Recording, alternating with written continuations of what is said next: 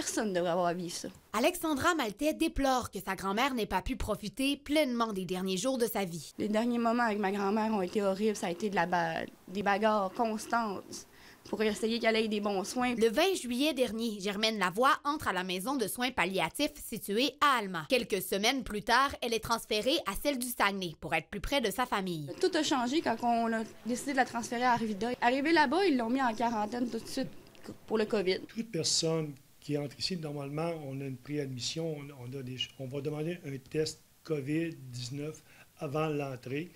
Et si on n'a pas reçu le test, la personne est mise en isolement. Les visiteurs peuvent aller quand même visiter leurs proches, mais en ayant les blouses de protection, le masque. Germaine Lavoie subit alors son test et est placée en isolement préventif. Mais quelques jours plus tard, on lui aurait appris que son échantillon aurait été égaré. Elle a passé le test le dimanche, ils ont perdu les prélèvements le mercredi.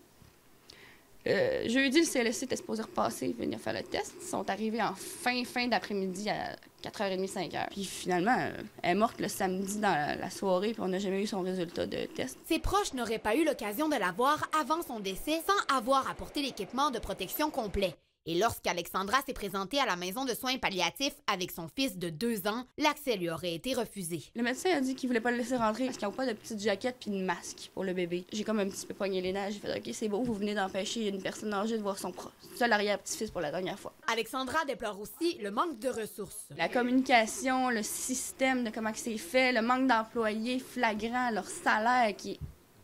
C'est hallucinant. Puis moi, quand je voulais aller en soins infirmiers, je voulais m'occuper des personnes âgées, justement. C'est dans un endroit comme ça que je voulais aller travailler. Ça m'a tellement découragée que j'ai même plus le goût d'y aller.